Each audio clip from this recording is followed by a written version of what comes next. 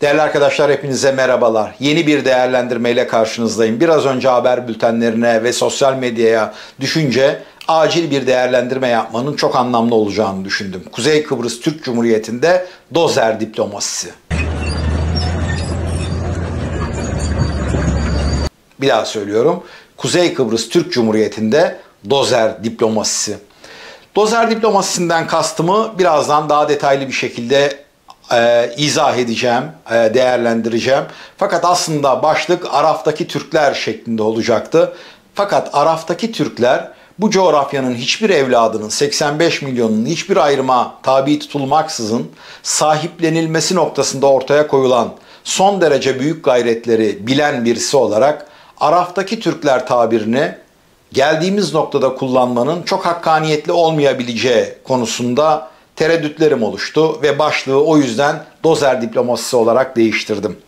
Bu ülkenin her bir vatandaşı dışarıda sahipsiz olmadığını, Libya'da Muammer Kaddafi alaşağı edildiğinde on binlerin üzerindeki Türkiye Cumhuriyeti Devleti vatandaşının nasıl kurtarma harekatıyla Türkiye'ye getirildiği noktasında bizzat görerek yaşadı. Keza Mısır'daki Tahrir Meydanı'ndaki olaylar sonrasında ortaya koyulan ülkeye getirmeyle ilgili kapsamlı operasyonu hiçbir şekilde unutmadık. Sudan'daki darbe sonrasında keza yine Türk hariciyesinin ortaya koymuş olduğu cevvaliyeti hiçbirimiz unutmadık. Hatta bu kurtarma harekatlarının birçoğunda birçok Avrupa ülkesi kendi vatandaşlarının da tahliyesi noktasında Türkiye'den nasıl destek istediklerini hep birlikte biliyoruz.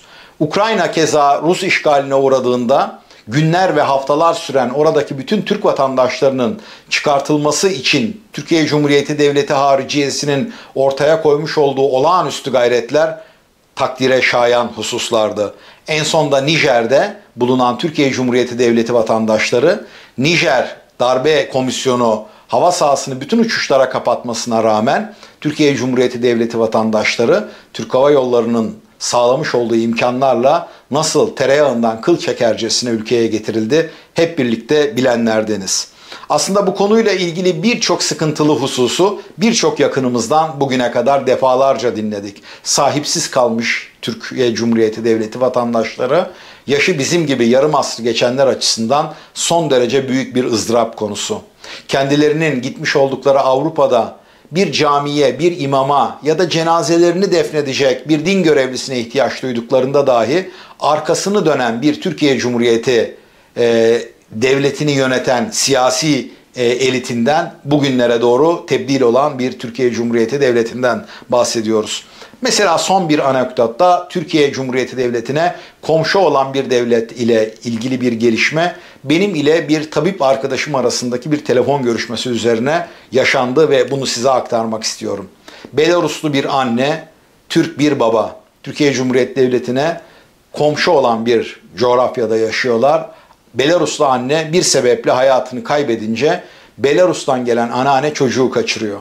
Kaçırılan çocuğun babaya uluslararası hukuk normları da bunu zaten dikte ediyor. Verilmesiyle ilgili Türk hariciyesinin ortaya koymuş olduğu cevvaliyet ve bu konuda gecenin 2'sinde 3'ünde ilgili ülkenin konsolosluğundan bizzat telefonla dakika dakika yapılan değerlendirmeler ve bilgilendirmeler vatandaşlarımızı Türkiye'de o kadar memnun etmişlerdi ki bir tanesi bu konuyla ilgili beni aradı. İyi de bir arkadaşım, tabip ve bu konuyla ilgili duymuş olduğu memnuniyeti gözleri yaşararak bizlerle paylaştı.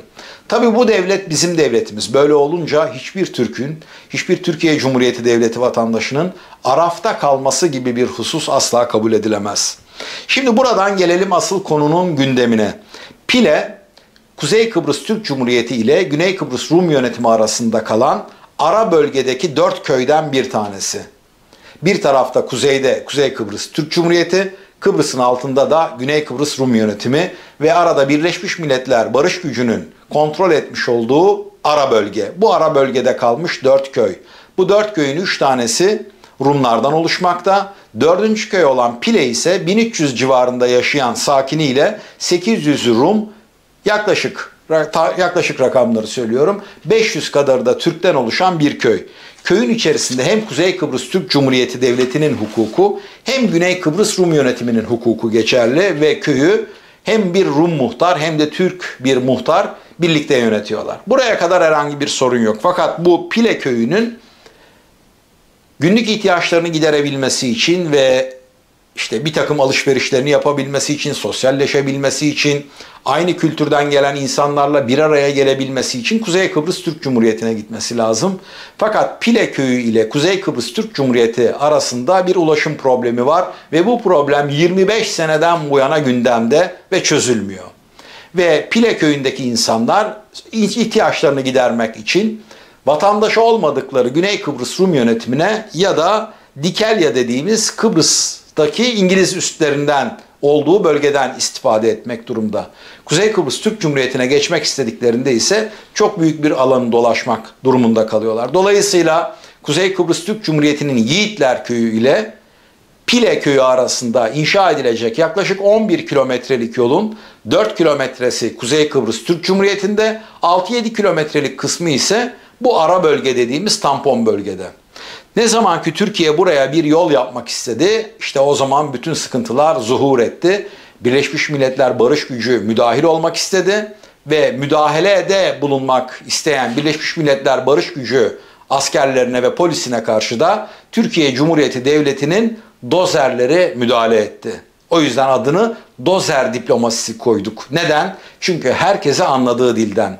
O bölgeden kaçıp Kuzey Kıbrıs Türk Cumhuriyeti'nin ve Türkiye Cumhuriyeti Devleti'nin şanlı bayrağına el uzatmak isteyen bir Rum'a engel olmayıp o bayrağı oradan indirmeye tevessül ettiklerinde Türkiye Cumhuriyeti Devleti'nin bir kahraman evladının o bayrağa asla dokunulamayacağını gösterdiği 1996'nın Ağustos ayındaki bir olaydan konuyu biliyoruz. Aradan geçen 27 yıl sonra tekrardan bir dozer diplomasisinin ara bölgede Türkiye Cumhuriyeti Devleti ve Kuzey Kıbrıs Türk Cumhuriyeti tarafından ortaya koyulduğunu görüyoruz. Aslında yapılan insani maksatlı 6 metre boyunda bir yol. Yani Türkiye'nin ne o bölgedeki ara bölgeden bir yol kapma, araziyi kendi üstüne geçirme gibi bir derdi var, ne de oraya bir inşaat yapıyor. Yapılan sadece oradaki insanların insani maksatlarla kullanabileceği yaklaşık 7 kilometresi ara bölgede, 4 kilometresi de Kuzey Kıbrıs Türk Cumhuriyeti'nde kalan bir yol. Fakat aman Allah'ım, dozerler dahil her bir şey devreye sokuldu. Yani hem Türkler hem Birleşmiş Milletler Barış Gücü tarafından ve ortalık kaynıyor. Dışişleri Bakanı Hakan Fidan konuyla ilgili olarak Fransız mevkidaşıyla bu konuyu ivedilikle görüşmek durumunda kaldı. Laçin Koridoru ile ilgili dün yüklemiş olduğum video bu anlamda son derece önemli. Aslında bu konuyla alakalı ipuçları da ihtiva ediyor. Niye? Çünkü Azerbaycan'ın özbeöz kendi toprağı olan Dağlık Karabağ bölgesinde hiçbir tecrit uygulanmadığı halde hem Birleşmiş Milletler'de acil ve olağanüstü toplantı yapılıyor, hem de Reuters'tan The Economist'e varıncaya kadar birçok uluslararası haber ajansı Dağlık Karabağ'ın Ermenilerin yaşamış olduğu bölgeye Azerbaycan tarafından bir tecrit uygulandığını ve insani trajedinin yaşandığına dair yalan haberlerle ortalık kaynıyor. Olayın ne olup bittiğini, böyle bir durumun asla olmadığını, insanların orada düğünleri dahil olmak üzere rahatlık içerisinde yerine getirdiklerini görüntüleriyle sizlere dün sunmuştuk. Hatta şunu söylüyor Azerbaycan, Dağlık Karabağ'ın Han kendi başta olmak üzere Ermeni Azerbaycan vatandaşlarının yoğun yaşadığı yerlerde herhangi bir sıkıntı olmaması için Azerbaycan'ın bir diğer şehri olan Agdam ile Hankendi arasında bir yol projesi hayatı geçirilerek buradaki bir sıkıntının Azerbaycan'daki diğer şehirlerden ikmal hatları açılarak nasıl karşılandığını Azerbaycan devleti görüntüleriyle ortaya koydu.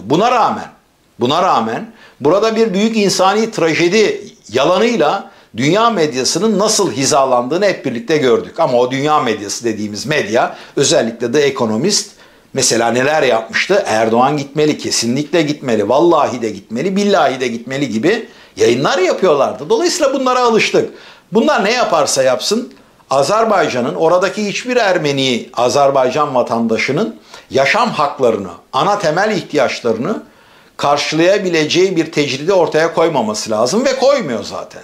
Yani bugün isteyen Han kendindeki herhangi bir Ermeni Azerbaycan vatandaşı rahatlıkla Gence'ye gidip Gence'de tatilini yapıp geri de dönebilir. Bununla ilgili herhangi bir şey yok. Ulaşmak isteyen kamyonları da Azerbaycan devleti Laçin koridorundan değil Agdam yolu üzerinden gelsin. Ben içerisinde ne olup bittiğini kontrol etmek istiyorum diyor. Ve bununla ilgili kendisine sözde barışçı ismini takan işgalci Ermeni sever. Bakın Ermeni sever demiyorum. İnsanlar Ermenileri tabii sevebilir. Sever. Azerbaycan Türk'ünü sever, sevebilir. Onunla ilgili bir ırkçılığa asla imza etmem ama işgali 33 yıl boyunca ağzına almamış, işgal ortadan kaldırıldıktan sonra işgalci Ermenilere adeta destan düzen adamlar ilan vermeye başladılar. Tecrit sona erdirilsin diye. Onun ne anlama geldiğini bir önceki videoda anlatmıştım. Peki neredesiniz? Hadi Pileköy'ü. Neredesiniz? Bu adamlar 25 seneden bu yana ya Güney Kıbrıs Rum yönetimine gitmek ya da Dikelya bölgesindeki yerlerden alışveriş yapmak durumundalar. Şimdi bu perspektiften baktığımızda Ankara'ya Ankara rejimi, Bakü'ye Bakü rejimi diyerek ağza alınmayacak hakaretler ile Karabağ'a havadan harekat düzenlenerek insanların insani ihtiyaçları karşılanmalı diye olayı adeta büyük bir trajediye ve anlamsız analojilere boğmaya çalışanların Kuzey Kıbrıs Türk Cumhuriyeti ile Güney Kıbrıs Rum yönetimi arasında öksüz kalmış, yetim kalmış Türkiye dair tek bir kelamları yok. Aslında suratına tükürülmeyi hak eden ifadeler bunlar. Havadan müdahale, Laçin'e havadan müdahale, insani yardım bilmem ne deyip de Kıbrıs'ta da Rum'dan yana bu kadar açık tavır alanları gördüğünüzde yan yana bile gölgenizi çakıştırmayın. Neyse buradan devam edeyim. Buradan şunu anlıyoruz. Yeri ve zamanı geldiğinde kendi vatandaşınızı öksüz, garip, yetim, köksüz bırakmamak için ne gerekiyorsa onu yapmanız gerekiyor. Onun için de ne lazım? Güç lazım. Gücün diplomasisi. Tabii ki gücün diplomasisini her zaman önceleyelim anlamında söylemiyorum ama yeri ve zamanı geldiğinde dozer diplomasisinin hayata girmesi gerekiyor ve giriyor. Bunun için de tabii ki bu ülkenin adalet anlamında, siyasi anlamda, askeri anlamda ve en önemlisi de ekonomi anlamında güç tahkim etmesi gerekiyor. Dünyanın neresinde yaşıyorsa yaşasın bu ülkenin hiçbir evladı sahipsiz kalmıyor, kalmayacaktır. Bu ülkenin kardeş ülke diye nitelendirmiş olduğumuz yavru vatan Kuzey Kıbrıs Türk Cumhuriyeti'nde Pile köyünün ara bölgede birilerinin insafına bırakılmayacağını Türkiye Cumhuriyeti Devleti dozer diplomasisiyle ortaya koyuyor. Birileri ısrarlı bir şekilde sessiz kalmaya devam etseler de. Kalın sağlıcakla.